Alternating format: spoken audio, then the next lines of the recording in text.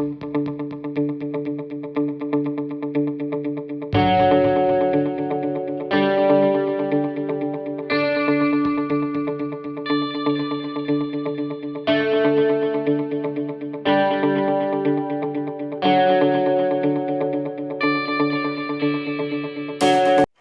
semuanya, selamat datang di Albariki Channel. Assalamualaikum warahmatullahi wabarakatuh.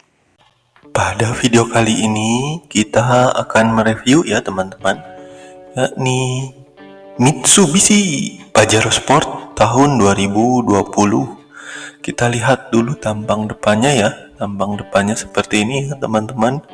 Bisa dilihat ini mencirikan sekali ya, SUV leather frame yang sporty dan gagah ya tampang depannya ya teman-teman.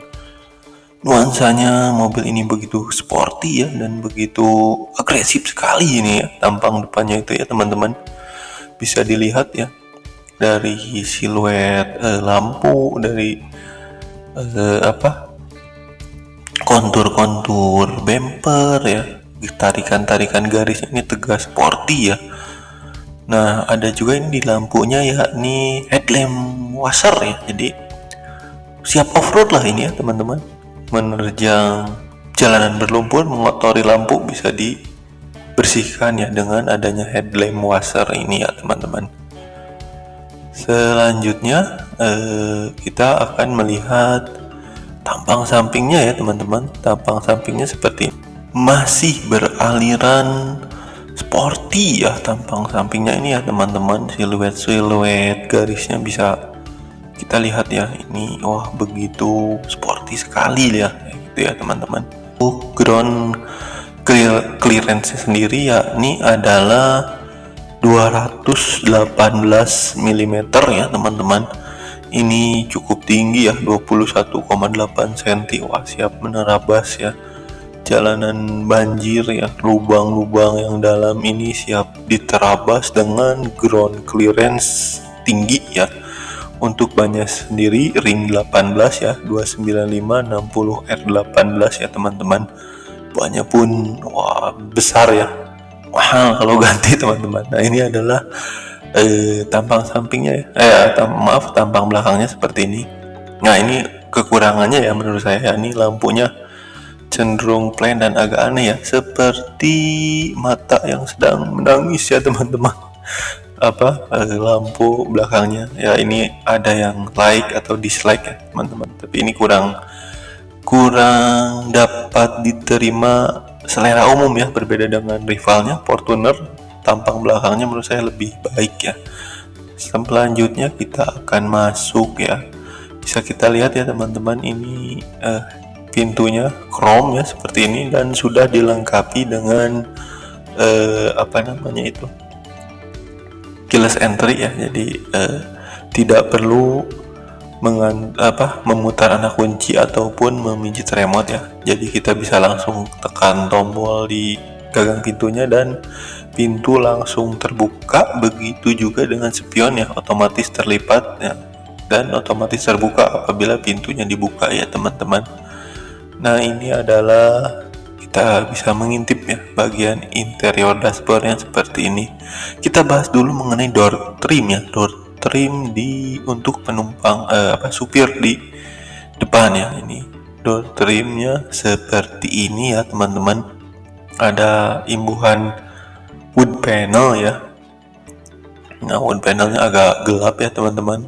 Tapi memang power window-nya tidak seperti Toyota Fortuner yang all auto ya. Ini auto hanya sisi driver saja begitu ya teman-teman. Sementara yang lainnya tidak auto. Nah, ini untuk joknya sendiri seperti ini ya teman-teman. Joknya sendiri ini berbahan kulit ya, berbahan kulit asli. Side supportnya enak ya, dan busa joknya pun tebal-tebal. Wah, pokoknya joknya menurut saya salah satu yang terbaik ya di SUV leather frame, dan pengaturannya pun sudah elektris ya. Cuman yang disayangkan memang belum ada pengaturan lumbar support secara elektris ya teman-teman. Dari joknya ya kita akan berlanjut ke bagian lainnya ya. Ini adalah tombol start stop engine button, pengaturan spion, traksi ya, kontrol traksi, sonar, dan pengaturan di setir ya. Ini adalah cruise control ya, pengaturan cruise control, dan ini adalah pengaturan MID ya, untuk mengatur menu-menu di MID. Nah, selanjutnya ini adalah pengaturan untuk audionya ya teman-teman. Jadi di setirnya ini sudah komplit ya untuk permainan jempol kita ya teman-teman. Tidak bosan lah gitu ya teman-teman. Nah, selanjutnya kita akan melihat bagian speedometernya. Seperti ini, masih analog ya untuk bagian penunjuk kecepatan dan RPM, sementara di tengahnya ada MID ya, untuk MID, dan juga suhu mesin ya, serta bahan bakar ya. Nah, selanjutnya kita melihat beranjak ke bagian head unit ya. Head unitnya seperti ini ya, sudah built in ya. Kendati menurut saya layarnya terlalu kecil, dan untuk pengaturan AC-nya sendiri seperti ini ya teman-teman, sudah dual zone ya. Nah, bisa dilihat juga ya tampak dashboard untuk penumpang depan seperti ini. Konsol box-nya seperti ini ya, cukup lah, tidak bisa dibilang terlalu besar juga ya, sedang-sedang saja ya. Walaupun mobilnya besar, tapi konsol box-nya tidak terlalu besar. Dan ini adalah cup holder ya. Nah, bagusnya ini rem parkirnya sudah elektrik ya, tidak seperti Fortuner yang masih manual ya. Rem parkir di Pajero ini sudah elektrik. Selanjutnya kita menuju ke konsol box-nya ya. Nah, ini konsol box-nya seperti ini, ada layer pemisah dan ukurannya ya sedang lah ya teman-teman, tidak terlalu besar. Selanjutnya kita akan melihat ya ke bagian door trim untuk penumpang belakang, masih sama ya seperti ini ya, dan ada bisa memuat 2 buah cup holder ya, ada memuat 2 buah botol, dan bisa kita lihat ya ada juga imbuhan wood panelnya ya teman-teman di door trimnya. Door trimnya sendiri menurut saya cukup elegan ya teman-teman.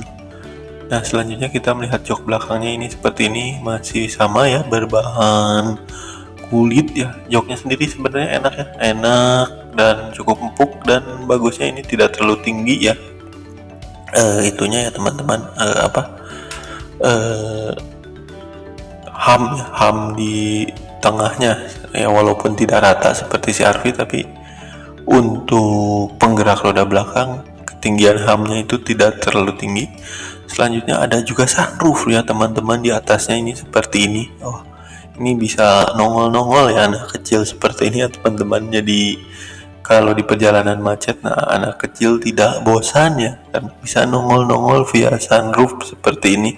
Walaupun sebenarnya ukuran sunroofnya sih menurut saya cukup kecil ya. Apabila orang dewasa yang nongol-nongol sepertinya akan terasa agak sempit ya teman-teman.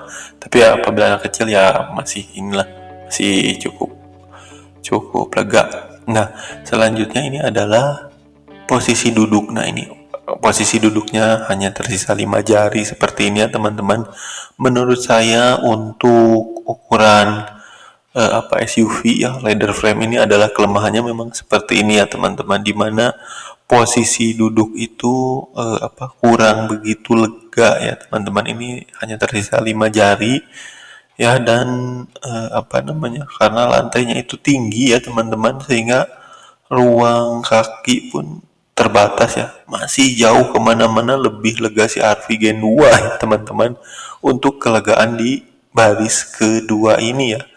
Jadi untungnya terobati dengan joknya ya yang empuk itu dan berbahan kulitnya enak ya. Cuman untuk kelegaan kabin, wah ini terasa sempit ya menurut saya, padahal tinggi badan saya hanya 176 cm. Selain lantainya tinggi ya, kita keselonjor kurang enak ya, karena ruang untuk telapak kaki itu kecil ya, tidak bisa full ya teman-teman menyelonjorkan kaki. Dan ya bisa dilihat lah, hanya tersisa 5 jari. Dan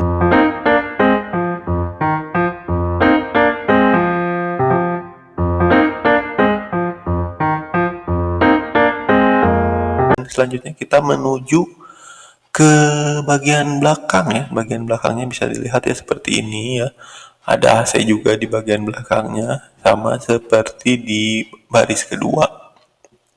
Nah, selanjutnya ya teman-teman, bisa kita lihat, nah AC-nya seperti ini ya, bisa dibuka tutup dari atasnya. Nah, untuk atapnya sendiri seperti ini, dan pengaturan ini adalah pengaturan lampu dan pengaturan AC-nya ya. Nah, selanjutnya kita akan melihat juga ya posisi apa namanya itu, duduk di baris ketiga. Posisi di baris kedua saja sudah cukup sempit ya. Di baris ketiga apalagi ini kalau diisi orang dewasa, aduh tersiksa sekali ini teman-teman posisi duduknya. Oh ya, jok baris keduanya pun tidak bisa di sliding ya teman-teman, sehingga wah harus puas dengan posisi duduk seperti ini. Memang untuk kelegaan bukan nilai jual utama sepertinya ya dari Mitsubishi Pajero ini ya teman-teman. Cukup sempit lah, bisa dilihat ini teman-teman ya. Nyaris jongkok ya. Nah, ini adalah teknik ya, atau cara melipat bangku baris ketiga tuas tarik yang ini. Nanti dudukan baris ketiga itu terlipat seperti itu. Nah, selanjutnya tarik lagi tuas yang ini ya teman-teman. Tali tuas yang ini nanti jok baris ketiga, posisi sandarannya juga akan terlipat. Jadi dua step. Tapi bagus lah ini ya teman-teman. Dibanding Fortuner, saya lebih senang ini posisi lipat jok baris ketiganya lah. Cenderung lebih flat floor dan bagasi lebih luas dibanding Fortuner yang harus mengangkat ke samping ya teman-teman. Ya, lebih bagus inilah menurut opini saya ya teman-teman. Nah, ini adalah penyimpanan toolkit ya. Di bagasinya ada penyimpanan toolkit seperti ini, di Fortuner tidak ada ya yang seperti ini ya teman-teman. Nah, ini bisa dilihat ya, bisa ada penyimpanan tempat penyimpanannya ya teman-teman. Nah, kalau sudah dilipat ini bisa terlihat ya bagasinya lega dan rata ya. Dan luas ya. Wah, berapa koper large bisa masuk ini? 3 4 bisa masuk teman-teman, koper ukuran large. Tidak perlu dipertanyakan lah mengenai kelegaan ruang kabin, dan tetap ada cup holder ya teman-teman di posisi baris ketiga, dan ada juga power outlet ya. Nah, ada juga lampu di baris ketiganya ya teman-teman. Nah, selanjutnya ini adalah bagian mesinnya ya. Di video selanjutnya nanti kita akan membahas ya kelebihan, kekurangan, serta penyakit yang biasa terjadi pada Mitsubishi Pajero Sport ini ya teman-teman. Nantikan video selanjutnya ya teman-teman.